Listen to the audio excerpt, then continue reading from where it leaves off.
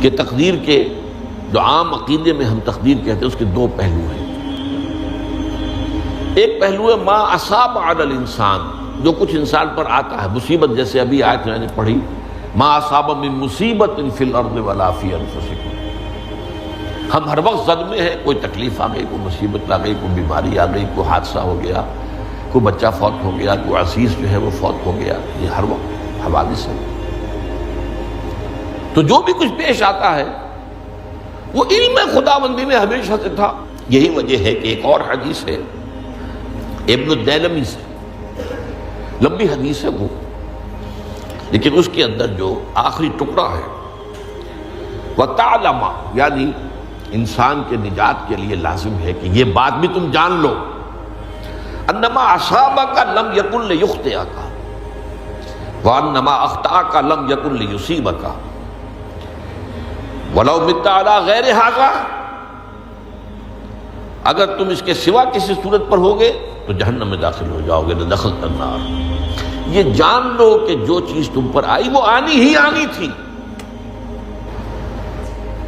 دیکھیے ہوتا کیا ہے، کاش کہ میں اگر یوں کر لیتا تو یہ نہ ہوتا، بس یہی ایمان بالقدر کے منافی ہے۔ جو ہوا ہے وہ اللہ تعالیٰ کے ہاں تو پہلے سے طے تھا، ہونا ہی تھا۔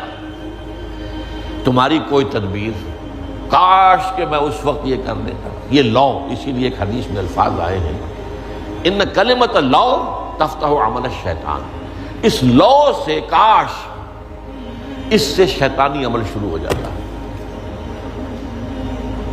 کاش کہ یہ ہو جاتا، کاش میں یہ نہ کرتا، کاش کہ ہو جاتا، تو یہ نہیں۔ تعلم انما اصابک لم یکن لیخطئک، تو جان لے اس بات کو کہ جو چیز تم پر آئی ہے وہ ہرگز ٹلنے والی نہیں تھی۔ کوئی تدبیر تم کر لیتے، کوئی کسی وقت کوئی ہیلا کر لیتے، کوئی تم قدم اٹھا لیتے، کچھ بھی کر لیتے، وہ تو آنی ہی آنی تھی۔ وما انما اخطاک، جو چیز تم سے چھوٹ گئی، رہ گئی، نہیں ملی۔ ایک ویکنسی ایڈورٹائز ہوئی تھی، آپ نے بھی درخواست دی تھی، آپ کو نہیں ملی، اب آپ ہو کاش کہ میں نے فلاں سے سفارش کرا لی ہوتی، بس گئے۔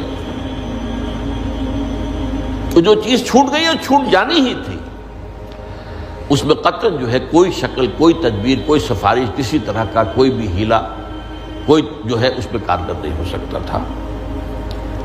لم یکن لیصیبک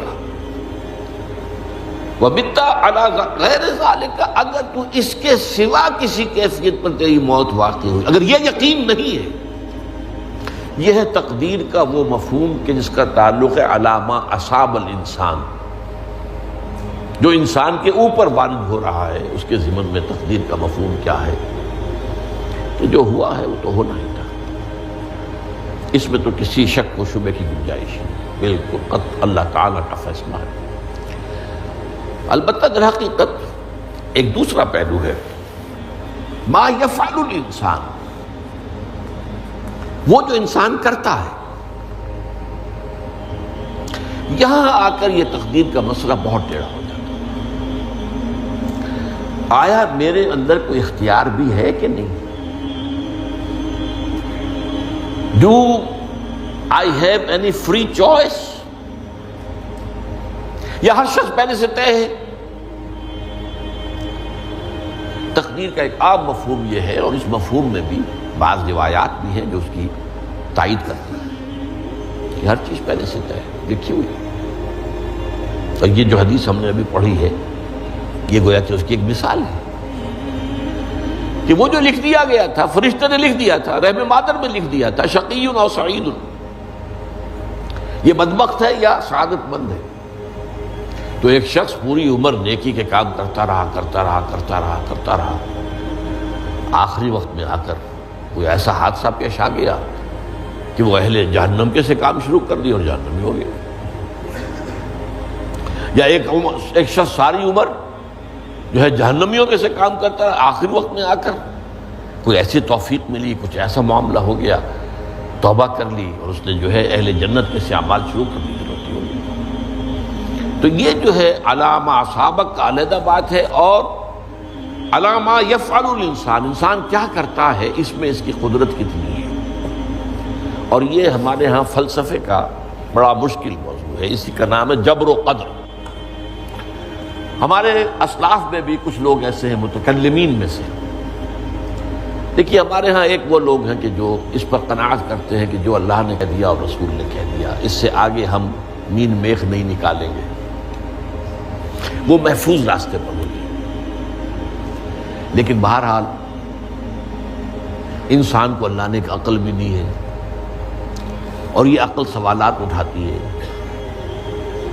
اور جو زیادہ ذہین انسان ہوتے ہیں ان کے اندر ان کی یہ مصیبت زیادہ ہوتی ہے، لہٰذا وہ تو سوچتے ہیں، کچھ نہ کچھ غور و فکر کرتے ہیں، بات سمجھنے کی کوشش کرتے ہیں۔ اس میں اب ہمارے ہاں دو طبقے ہو گئے، جبریہ قدریہ۔ ایک نقطہ نظر یہ ہے کہ انسان مجبور محض، کوئی اختیار نہیں، اور ایک یہ ہے کہ انسان قادر مطلق ہے، جو چاہتا ہے اپنے فیصلے میں مختار مطلق ہے، وہ فیصلہ کرتا ہے۔ انہیں قدریہ کہتے ہیں۔ تو جبریہ اور قدریہ ان کی بحثیں ہمارے یہاں، یہ وہی تقدیر کا مسئلہ جو میں نے کہا تھا، بحثوں میں آ کر الجھ جائے، آج تک حل نہیں ہوا، حل ہو سکتا ہی نہیں۔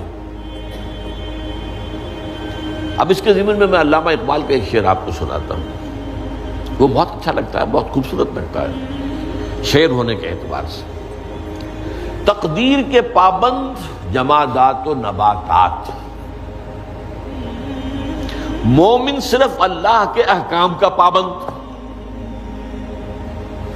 اس میں انسان سے پابندی کی نفی کر دی گئی ہے،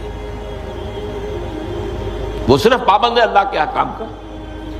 نتیجے کے اعتبار سے تو جو یہ شعر کہہ رہا ہے، جو بات وہ صحیح ہے، پابندی اصل جو ہے وہ اللہ کے احکام کی ہے، لیکن یہ کہ تقدیر کی پابندی سے انسان بھی پوری طرح آزاد نہیں ہے۔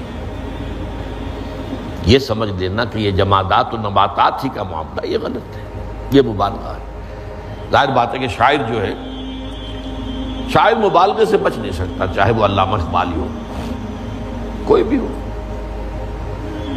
تو اسی لیے سورہ شعراء کے اندر جو عام شعراء کی جو صفات بیان ہوئی ہیں وہ آپ کے ذہن میں آ گئی ہوگی۔ مبالغہ کرتے ہیں، فی کل واد یہیمون انہم یقولون ما لا یفعلون، وہ کہتے بھی وہ کچھ ہے جو کرتے نہیں ہیں، اور یہ بات تو علامہ اقبال پر بھی چشمہ ہوتی ہے۔ بہرحال یہ شعر ذرا پھر نوٹ کیجئے، تقدیر کے پابند جمادات و نباتات، مومن صرف اللہ کے احکام کا، کوئی بات صحیح نہیں ہے۔ انسان بہت سے اعتبارات سے مجبور ہے۔ سب سے پہلے جو ہے انسان کے اندر ایک تقدیر نوعی ہے، نوع انسان۔ چھوٹی سی چڑیا اڑتی پھرتی ہے، انسان نہیں اڑ سکتا۔ آپ نے ٹھیک ہے مشین ایجاد کر دی، جہاز ایجاد کر لیا، آپ دوڑ رہے ہیں، 500 آدمی اور سینکڑوں من سامان لے کر جو ہے وہ جا رہا ہے، 747 ہو یا 757 ہو، یہ کر لیا ٹھیک ہے، خود نہیں اڑ سکتے۔ اب کیا کریں گے آپ؟ یہ تقدیر نوعی ہے، سپیشیز، ہر سپیشیز کے لیے اللہ نے ایک اندازہ مقرر کر دیا ہے، اس اندازے ہی میں رہے گا، اس سے باہر نہیں جا سکتا۔ پھر ایک تقدیر شخصی ہے۔ اب دیکھیے تقدیر شخصی کیا ہے؟ بعض اوصاف و صفات ہمیں وراثتاً ملتے ہیں، we have no choice۔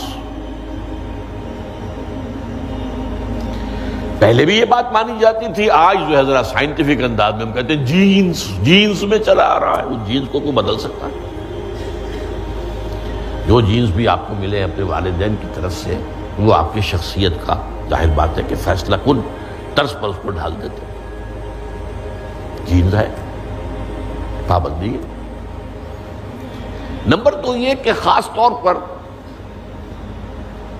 جو گھر کا ابتدائی ماحول ہوتا ہے، ماں کی گود اور ابتدائی گہوارہ گھر کا، اس کے جو اثرات مرتسم ہو جاتے ہیں شخصیت کے اوپر، وہ بھی بڑے مستقل ہوتے ہیں، پختہ ہوتے ہیں۔ ان دونوں چیزوں کو ضرب دے لیجئے، hereditary factors multiplied by environmental factors, اس سے مل کر ایک شے تیار ہوتی ہے جس کو قرآن کہتا ہے شاکلہ۔ قل کل یعمل علی شاکلتہ فربکم اعلم بمن هو اہدی سبیلا، سورہ بنی اسرائیل۔ شاکلہ کسے کہتے ہیں؟ شاکلہ شکل دینے والی شے۔ آپ کو لوہا ڈھالنا ہے، کوئی خاص پرزہ بنانا ہے، اس کا پہلے سانچہ بناتے ہیں۔ لوہے کو پگھلا کے اس میں ڈالیں گے تو جیسا سانچہ ہوگا ویسا ہی لوہا جو ہے وہ شکل اختیار کرے، اس سے شاکلہ کرے۔ یہ شاکلہ جو ہے ہر انسان کا، اس سے باہر انسان نہیں جا سکتا۔ اس کے اندر اندر سٹرگل ہوگی، اس کے اندر اندر اس کی جد و جہد ہوگی، لیکن اس کا یہ مطلب نہیں ہے کہ اس کا کوئی فری چوائس ہے۔ فری چوائس ہے، لیکن وہ فری چوائس انہی حدود کے اندر کام کرے گا، اس سے باہر نہیں۔ اس بات کو مختلف احادیث میں حضور نے بہت خوبصورتی سے بیان کیا۔ ایک حدیث بڑی اہم ہے، بڑی اہم ہے۔ الناس کالمعادن، انسانوں کی مثال بھی معدنیات کیسی ہے۔ اب سونے کی معدنیات میں سے سونے کی جو اور ہے، اب پتہ نہیں اردو میں مجھے معلوم نہیں اور کا ترجمہ کیا کرتے ہیں عام طور پر، لیکن جانتے ہیں اور وہ کچی دھات جس سے کو صاف کر دیتے ہیں تو پھر وہ دھات جو ہے خالص شکل میں سامنے آ جاتی ہے۔ سونے کی اور سے سونا بنے گا، چاندی کی اور سے چاندی بنے گی، سونا تو نہیں بن سکتا، جتنا چاہے صاف کر لیں، وہ اور تو مستقل ہے۔ الناس کالمعادن خیارکم فی الجاہلیت خیارکم فی الاسلام، جو تم میں جاہلیت کے دور میں، پری اسلامک دور میں جو بہترین تھے، وہی اسلام میں آ کر بہترین ہوئے۔ وہ اور سونے کی تھی، وہ صاف ہو گئی ہے، اور سونا جو ہے وہ نکھر کر خالص سونا بن کر آ گیا ہے، اسلام نے صاف کر دیا۔ وہ چاندی کی اور تھی، اسلام نے اس کو صاف کر دیا ہے، وہ نکھر کر چمکتا ہوا جو ہے وہ چاندی بن گئی۔ لیکن یہ کہ اذا فقہوا، البتہ پھر اس میں ایک اضافہ کیا حضور نے، جبکہ ان کے اندر دین کا فہم داخل ہو جائے، تو یہ کہ جو بہترین پہلے تھے وہی بہترین اب ہوں گے۔